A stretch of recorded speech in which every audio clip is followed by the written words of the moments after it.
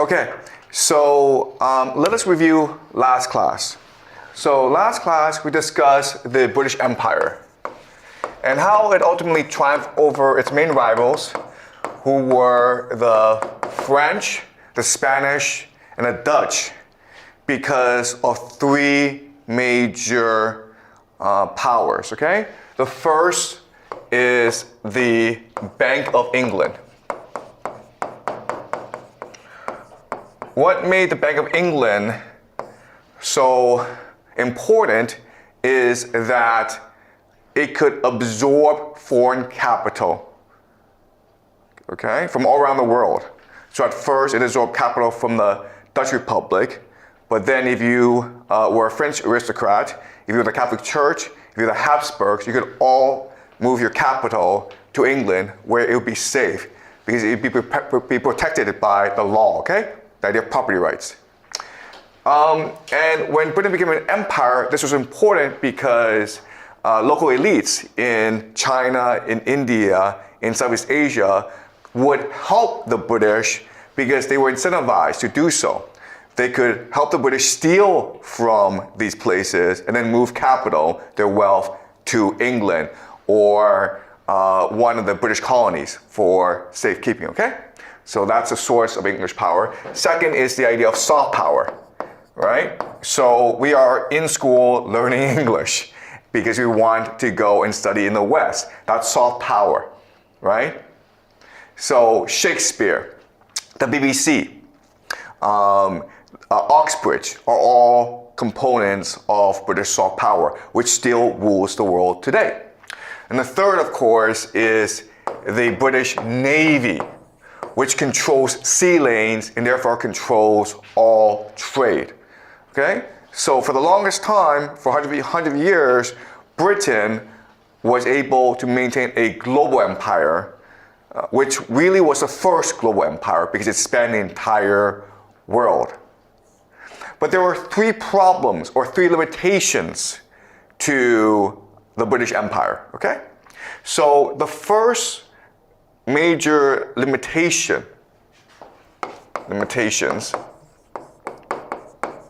the first major limitation is that Britain had an ethnicity, it had a race. It was the white people, the Anglo-Saxons. And so even though Britain was ruling over a vast global empire, it was very much racist. It saw itself as superior to everyone else, and that limited its capacity to work with local elites. Okay? So in other words, eventually India rebelled to establish its independence, and eventually Britain lost its overseas empire. A classic example, of course, is 2016 Brexit, when the English people decided that we no longer wanted to be part of Europe, okay? And so even though Britain is an empire, its people are very provincial, okay? They see themselves as better, and they see themselves as separate from everyone else. I've met English people who've told me, like, English people cannot learn a foreign language. People speak English very well, and that's it. They can't learn French, they can't learn Spanish, they refuse to learn Chinese. And they told me it's because their brains are different, okay? Their brains are hardwired to speak English really well, and that's it. All right, so that's just the British attitude. Second problem is the idea of currency or wealth standard. And the idea here is that, okay, yes, you're stealing wealth from other places, but what is wealth, okay? And for the longest time, people understood wealth as gold. The problem with this is that there's a limitation, or there's a limit to the amount of gold in the world, and therefore there's a limit to how many people can participate in this game and how much money they can win in the end. Okay, so it's really a game only for the elite. That's the second major limitation. Okay, and the third problem for Britain is that it's really a small island with very few people and very limited resources. And therefore, it was really not sustainable for Britain to control the entire world. There's a limitation to its reach. And ultimately, other powers in Europe would arise to challenge British hegemony, including Russia, including Germany. Ultimately, the power that would overthrow the British Empire to create its own empire is, of course, America. And what America would do that's very important is resolve all three of these limitations to create a world game in which we all play today. Okay? So Britain basically birthed this game, but there were limitations to how far this game could spread. America will then take the concept of this game and spread it all around the world until it conquered the entire world, okay? So how did it do so? All right, so let's go over America. Well, first of all, America is not a small island. It is a continental fortress. In fact, it controls the entire Western Hemisphere. And we know that the Western Hemisphere is very, very wealthy, okay? So America is not just the country of America, it's really the Western Hemisphere. And as such, it has unlimited population, and it's unlimited resources, and it's unlimited land, okay? So this resolves the issue of resources, okay? Second problem, the currency. Well, what America would do that would revolutionize the world is make the US dollar the standard of wealth in the world. And because the US dollar is just a concept, it's just an idea, everyone can now play this game, and wealth can now be infinite, okay? Right, that makes sense, right? Before, gold was what everyone was playing for, but there's a limit to gold. But with US dollars, anyone and everyone in the world can now play, okay? So I'll talk about how the US dollar became the center of wealth in the world. Now, the ethnicity is another problem, okay? And so what America did that was very clever is tell the world we are not an ethnicity, okay? We're not a land. What we really are is a game, all right? So the idea is that America became a nation game, all right? So, so this is pretty easy to understand, okay? So I'm gonna explain this first, and then I'm gonna explain how the US dollar came to dominate the world. Okay? All right. So for the longest time, we had problems deciding what a game or a nation ought to be. Okay? So traditionally, nations have been ruled politically through the monarchy. Okay? An oligarchy, a democracy, or a theocracy, okay? So there are others, but these are the four major ones. A monarchy is very simple. A king is in charge. Everyone just obeys the king. Oligarchy is where the nobility are in charge. Another name for oligarchy is the aristocracy, okay? And that's basically Rome. A democracy is where the people make all the decisions. And so what happens is that if a decision is to be made, people get together and they give speeches. And whoever gives the best speech gets the most votes. And then that decision is implemented, okay? And of course, the classic example of democracy is Athens. Okay? And then you have a theocracy, which is to say that the priests are in charge. And the priests represent the will of God. Okay? And of course, theocracy, the classic example is a Catholic Europe. This is medieval Europe when the Catholic Church was in charge, all right? But starting with the Enlightenment, when God was no longer considered that important, philosophers debated amongst themselves what a nation ought to be, what society ought to be, okay? And so let's discuss the major theories of this time period. All right, so the first idea is if God doesn't really matter, okay? If it's up to humans to decide how to structure societies, how can you best do so? And at this time, the most popular idea is social contract theory. Social contract theory. And there are two major theorists, okay? The first is John Locke, who of course is English. And for him, government, it's very simple, okay? Human beings have three fundamental rights that God gave us, okay? Which are inalienable, which means that no one can take away from us. The first is life, okay? The second is liberty, the right to say whatever we want, the right to do whatever we want. And the third is the pursuit of property, wealth, okay? So they have private property. In other words, government exists in order to protect the wealth that we generate for our hard work. And if we steal it, that's okay as well, okay? If we kill a lot of people in India, China, and France to get it, that's okay too, because it happened elsewhere, okay? All right? So, private property. And as you can imagine, if you have wealth, you like the system a lot. And not only that, but you are encouraged, you're incentivized to work really hard. And that's what actually allowed England to overtake the French, the Dutch, and the Spanish, okay? Then you have another theorist named Jean-Jacques Rousseau. And his theory is different, okay? It's also social contract theory, but it's a different idea, which is, okay, we're born in a state of nature. We have complete freedom. We can do whatever we want. So why do we choose to give up this freedom and come into society, okay? The reason why is when we do so, we create a social contract that creates the general will.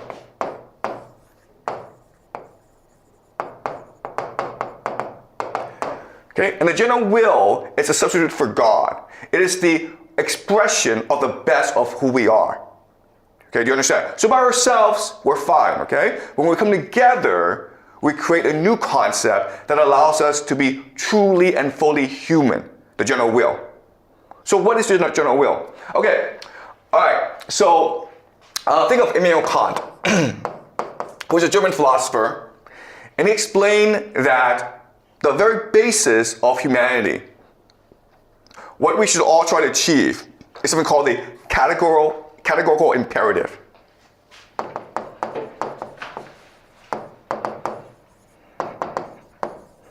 Okay? The categorical imperative is the highest moral law. Right? It's really God's law. And there are three components to the categorical imperative, okay? The first is the idea of universality. Universality just means that, imagine this, whatever you do, everyone else around you will automatically do, okay? So if you want to go drink alcohol, everyone's going to drink alcohol. Do you want to live in a society of alcoholics? Okay?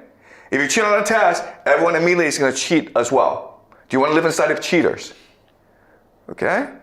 If you read books, everyone else is going to read books. So imagine that whatever you do will be replicated by everyone else immediately, okay? That's the idea of universality. Second is the idea of free will. Okay? I know that eating ice cream is bad. I know that eating protein, chicken, is good, okay? But I cannot be forced to eat chicken even though it's better for me. I have to choose to eat chicken by myself. If I want to eat ice cream, I can do that, okay? So we cannot coerce people to do what they do not want to do. All right? And number three is human is the end unto itself, okay? And the idea here is that you cannot use humans, a human being, to achieve a higher purpose, because humans are the ultimate purpose. So I can't be like a king and says, you know what, I'm going to start a war to make a lot of money for everyone, and I'll sacrifice 50% of my people, but the other 50% who live will be happy. They'll live in paradise. You can't do that, okay? Because you cannot sacrifice anyone's life in order to achieve a higher end, because the ultimate end is the human life, okay? So that's the idea of the categorical imperative. And this becomes the theoretical basis for the general will, okay? Now in practical terms, how do you implement this in society? Well, the general will gives rise to government. And then the government gives rise to laws, okay? So the legitimacy of the government comes from the consensus of the people, which is the general will. The general will is not democracy, right? The general will is an abstract idea which represents the best of who we can be. All right? So just because everyone's like, okay, we should all vote to kill that person because we don't like him. No, that's not the general will. The general will is everyone is important. Do unto others as you would want others to do unto you. Okay? So you can't kill anyone. Okay? And if people vote for this, then the government is illegitimate because it goes against the general will. All right? And this is important for us because this becomes the basis of the French Revolution. In the French Revolution, the entire European continent, okay, including Britain, Prussia, Austria, Russia, everyone got together and attacked France. France was poor. France had no monarchy. But France defeated everyone. Why? Because people were energized to fight for their nation. They believed that I am now part of a greater good. I have equity in this game. Therefore, I will defend this nation with my life. And France, for the longest time, was unbeatable on the battlefield. Okay? All right? So, that is the French conception of a nation. A nation is a social contract which guarantees rights to its citizens. And in return, its citizens must be willing to sacrifice its life for the nation. And that's why the French Revolution was so successful, which ultimately led to the French Empire under Napoleon. Okay, does that make sense? Now, there's another conception of the nation state, which is this. Okay? And these are the Prussians or the Germans, okay? And it's the idea of iron and blood. So a nation is not something that you choose to get into, okay? It's not something that you start in contact with. A nation is in your blood. A nation is language, heritage, land, okay? And you prove that you are worthy by sacrificing yourself in battle. Okay, this comes to us from the German Republic. In 1870, okay, in the Franco-Prussian War between Prussia and France, these two concepts of the nation state came into battle, okay? The French was a social contract. You fight for us because you agree to be a citizen of this nation, which guarantees you certain rights. Prussia is like, no, you fight because it is your duty to fight, because it is in your blood, it is in your language, it is in your whole culture, it's in your family. And then when these two cultures clashed, it was the Prussians who won. And that created, of course, Germany, okay? So in 1870, the modern nation of Germany was founded by the Prussians when it defeated France in the Franco-Prussian War, all right? So now we go to America, okay? And America has a different conception of the nation state. Okay, so at this time in history, first of all, America, it's a very small place, 13 colonies. And the continent is controlled by these indigenous people. The French are there, the Spanish are there, okay? But the Americans are very, very ambitious. And they are expanding really, really fast. And Britain, the home country, actually becomes afraid of America. Because at this time, about the 1700s, America has more people, it's wealthier. It's welcoming people from all around Europe. And so Britain tries to limit the expansion of America, okay? It tries to say, you can't cross this certain line, the Appalachian Mountains. And America says, screw you, we're gonna revolt, okay? And this creates the American Revolution. And in 1789, America creates the Constitution, which becomes the highest law in the land. And so at this point in history, the American founding fathers, they look around the world, they know about the British system, they know about the French system. They're trying to grow the country as fast as possible. They have to fight the Spanish, the French, the British, and the indigenous people in their land. They're trying to welcome as many people as possible, okay? So they decide that the nation will become a game. Okay, a game where the citizen is a player. And the citizen is trying to maximize his wealth. Okay? And through this process of maximizing his wealth, trying to get as much wealth as possible, he will be energetic. He will work hard. And this energy will contribute to the overall wealth of the nation, which will allow America to grow very, very fast. Okay? That's a plan. All right? So for this to work, they have to construct a game that has three major characteristics. All right? The first is that it has to be open, meaning anyone can come and play. Okay?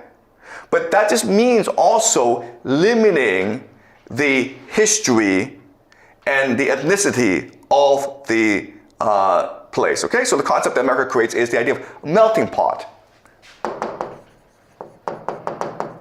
We welcome anyone who comes to America, regardless of your race, regardless of your history, regardless of your wealth, as long as you're willing to assimilate into America, into the melting pot, okay?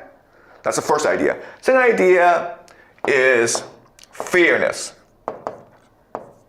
And the third is clarity.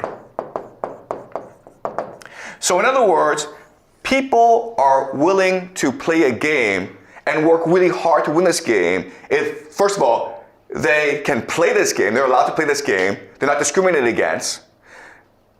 Also, if the rules are really clear, okay? You understand what the rules are. In America, the rules are very simple. You go to America, you follow the law, you work really hard, you get rich, okay? Really simple. It's called the American dream, right?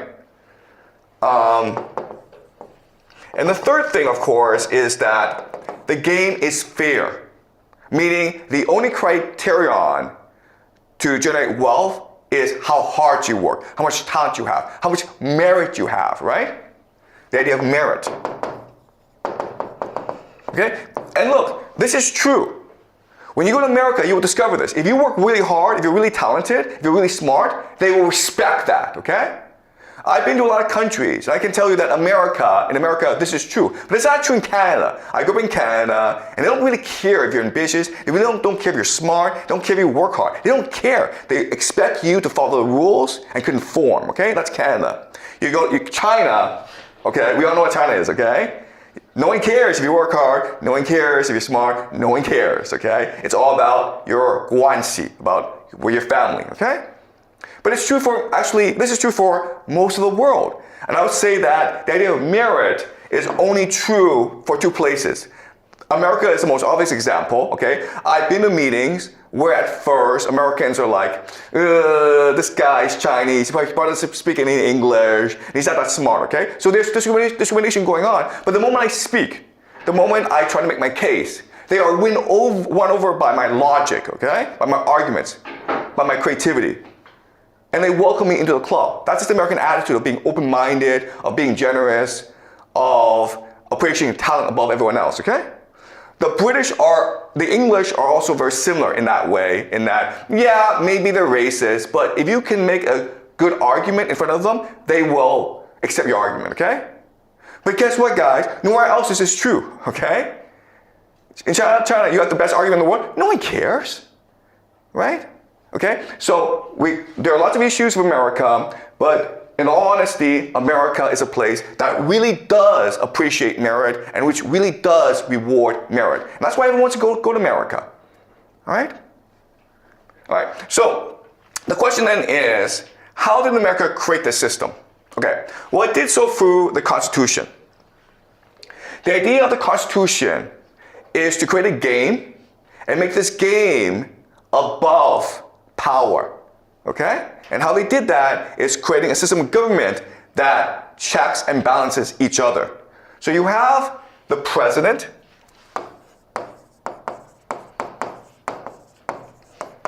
you have the Congress, okay? And you have the Supreme Court. Okay, the Supreme Court, it's very simple. It's to interpret the Constitution, which is the highest law in the land, okay? And then the powers of the government are divided equally amongst these different branches. So the Congress can create laws and control spending, okay? Or what's called the purse. The president has war powers, basically, or the sword. Okay? But if the president were to declare war, he needs Congress to approve, because Congress has to give the money to start the war. Okay? And the idea that the Constitution is the highest law in the land means that it's really rule of law. Okay? So even though you have this government system in place, you also have another parallel system called the judiciary, the court system, which protects property rights in the same way that they do in Britain. Okay? Does that make sense? So the very idea is that this is a game, and the government is a system to maintain the openness, clarity, and fairness of the game. And because of this, America was very quickly able to dominate the world. Okay? The thing about this game, okay, that's very important for us to understand is it is expansionist. Okay? So what happened is that in its history, America faced certain challenges to this game, and this game won out every single time, okay? So the first major challenge to this game is called the American Civil War. All right, so let me explain what happened. From 1861 to 1864, the Civil War was fought between the North and the South.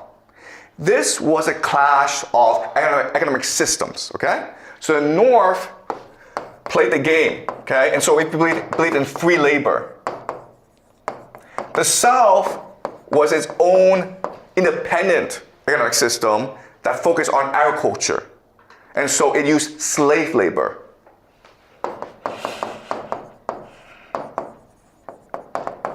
For many Americans in the North, slave labor was offensive because it corrupted the game, okay? Because remember, America was founded on the idea of openness, fairness, and clarity.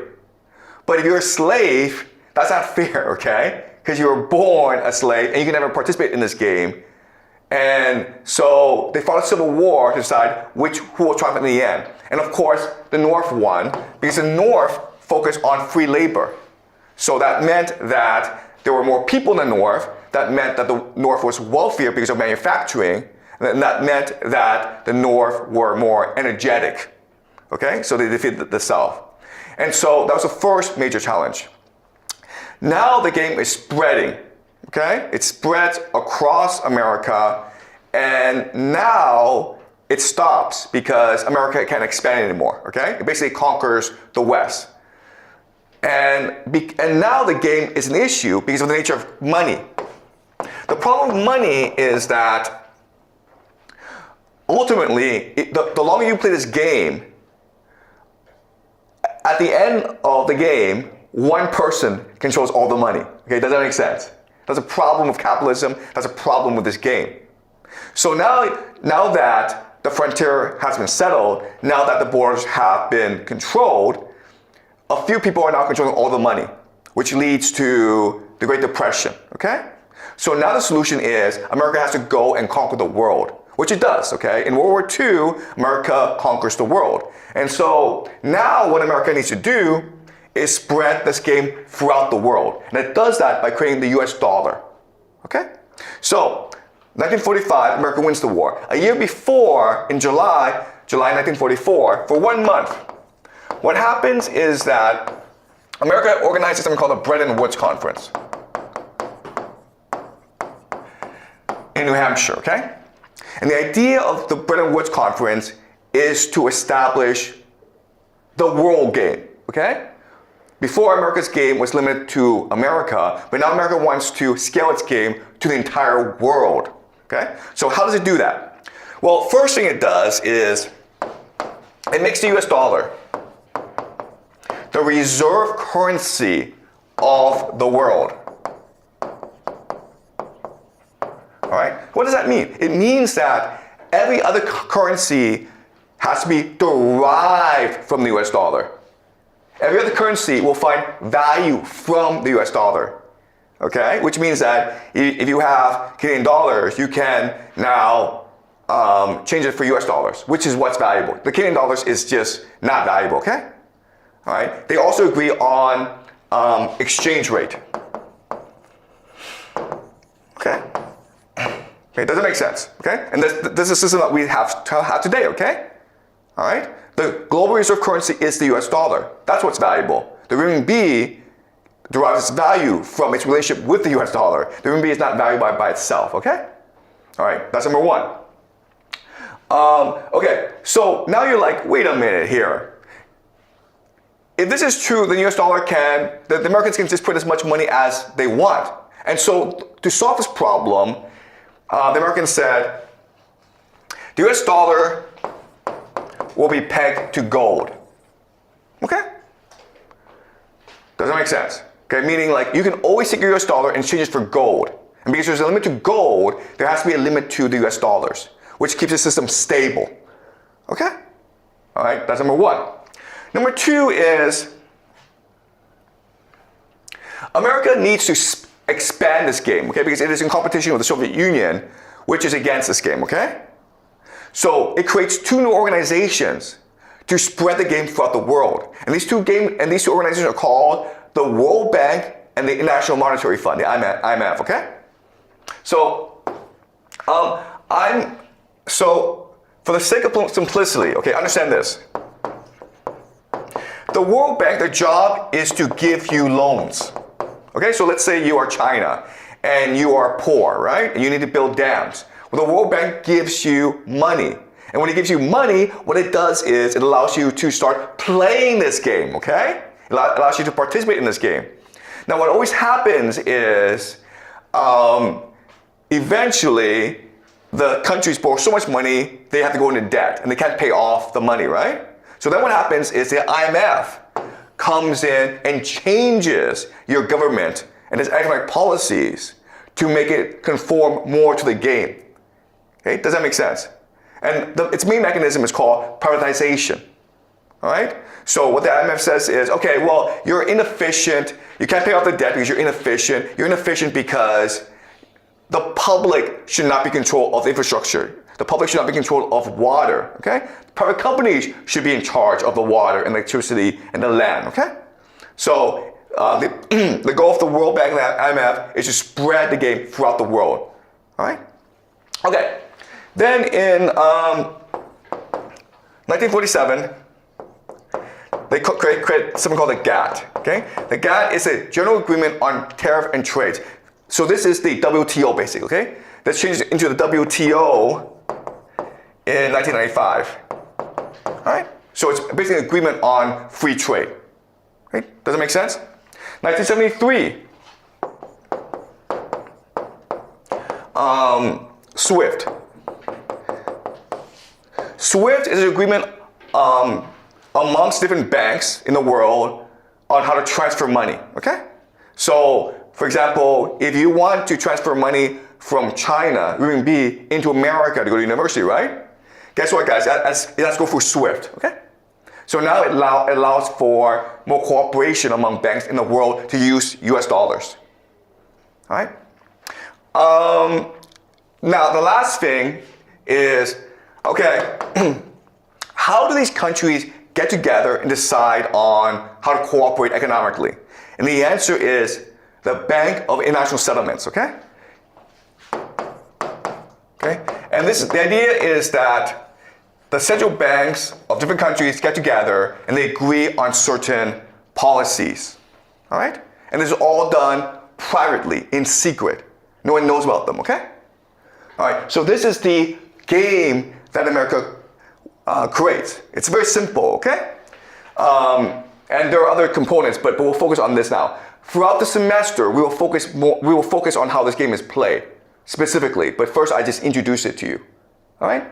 Okay. So now let's talk about how the US dollar conquers the world. All right. So for the longest time, this system works well. Okay, the United States is in competition with the Soviet Union. But over time, the Americans start to abuse this system.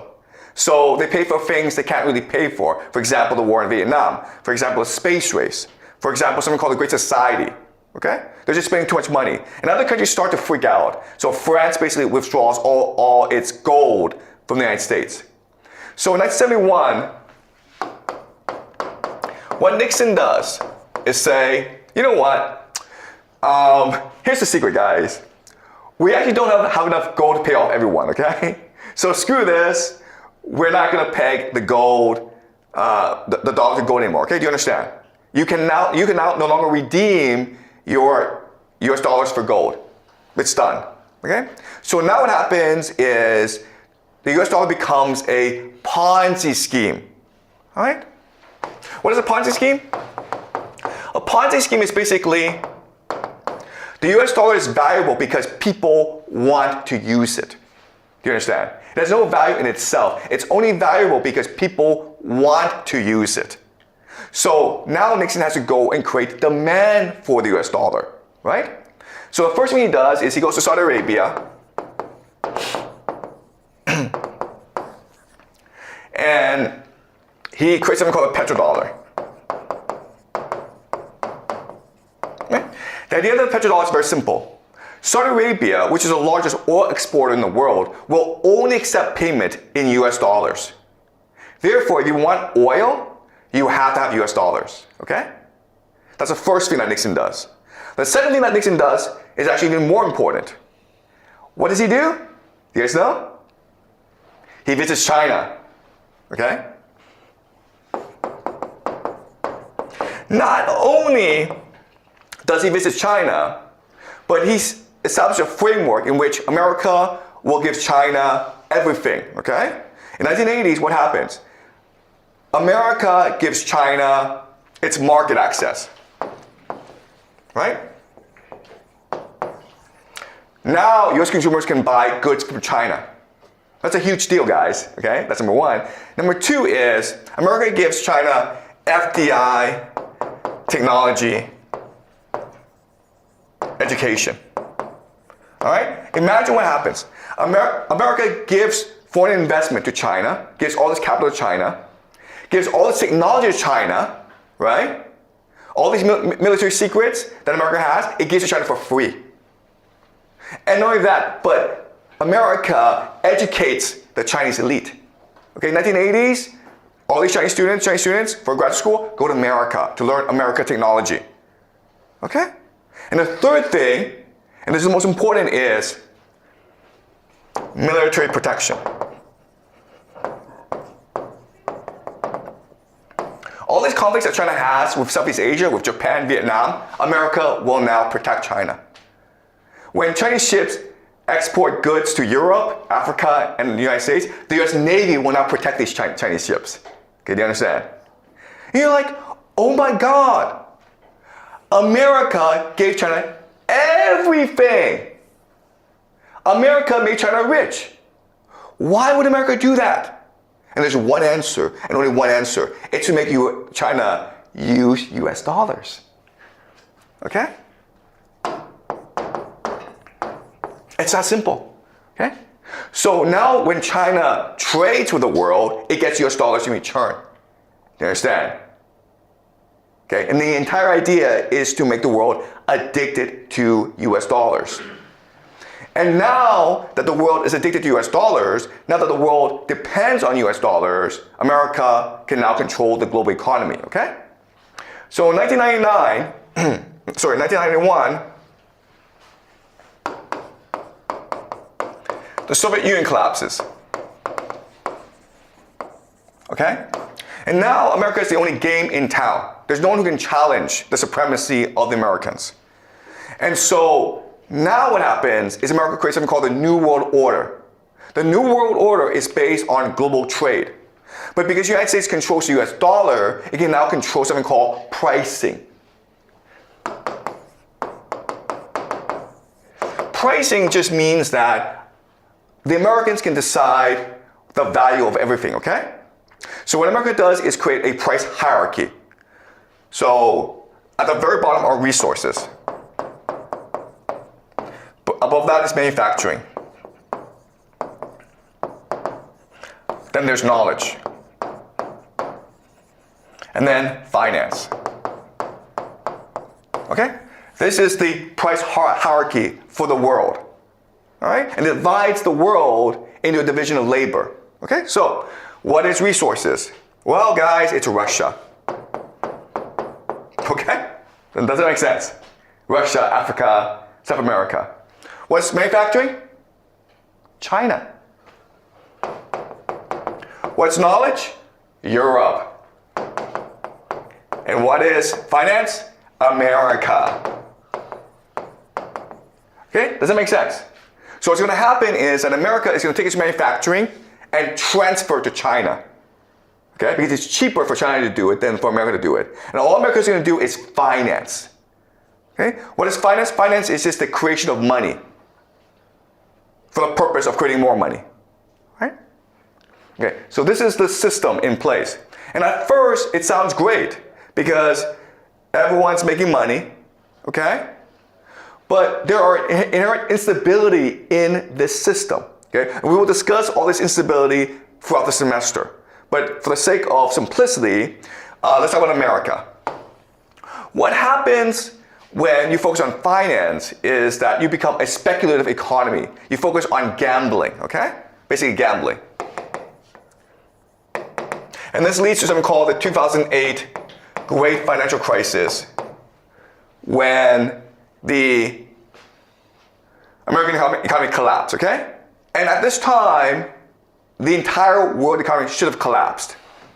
And so what happened was, all these central banks from around the world came together in Basel, Switzerland, the Bank of International Settlements, okay?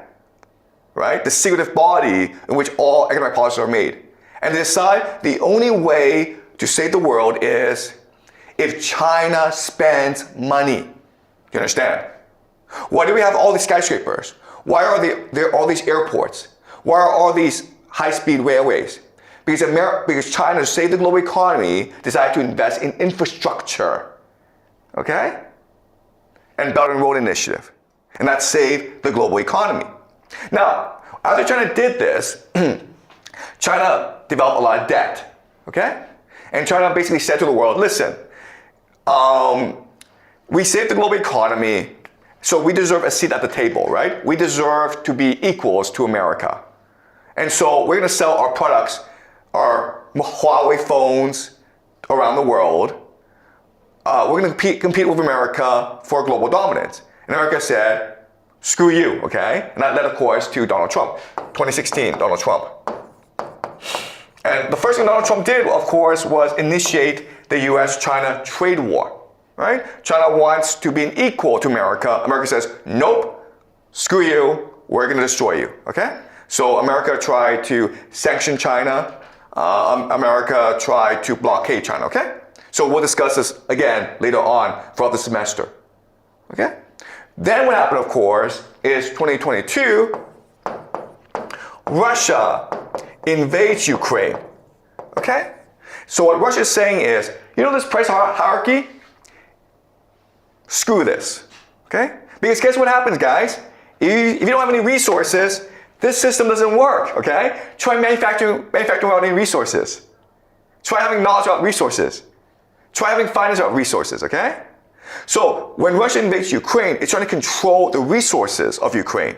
Russia and Ukraine together controls 1/3 of the world's carbohydrates. Africa, the Middle East, starves to death without Russian and Ukrainian grain, okay? Does that make sense? So now this entire system is in jeopardy, okay? And so what's happening today is America is fighting to save its game. It's trying to fight to save the system. It's trying to fight to save the US dollar. It's trying to fight to save its hegemony, okay? And Russia and China are trying to exert themselves. So we are in a time of game reset, all right? Game reset. And this is the world that we live in today, okay? All right, so we will discuss this throughout the semester. Any questions? Are you guys clear?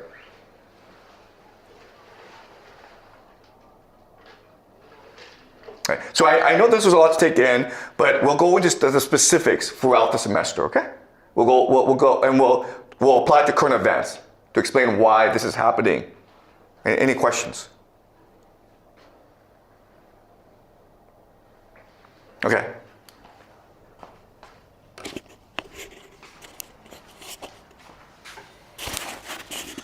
So the only purpose of America, like they produce a service for China, is to let them use US dollars, right? So American can use this game to everyone, but I think China does not do the same thing as American, like they created this game. Why?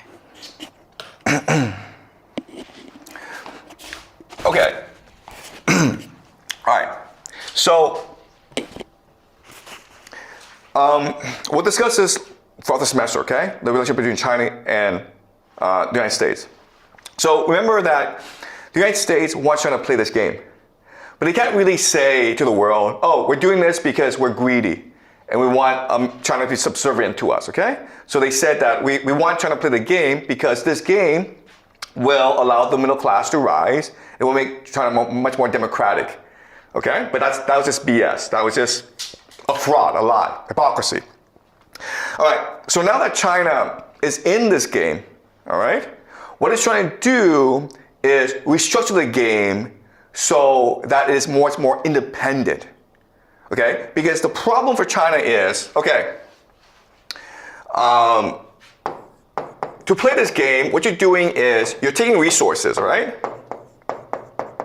And you're creating manufacturing exports, okay? And so that's the role of China in this game. There's certain problems with this game. The first problem is America controls the entire game, right? So America can say, you know what, we don't like you, so you can't train anymore. So basically they stop, they limit the resources and they limit the market access, okay? So what China needs to do to survive is the idea of diversify. Create markets outside of the United States. Create, find resources that are not dependent on the US. Okay, so that's a game that China is playing. And that's the idea of BRICS. Okay? We will discuss BRICS later on. All right? But the BRICS is a very different concept where before America was trying to impose its game on everyone. Now China is just trying to create a system that is not so dominated by the Americans. Okay? That's the Chinese mentality. All right, does that make sense? Okay. All right, any more questions, guys? Okay, great. So we'll continue this on Thursday, okay?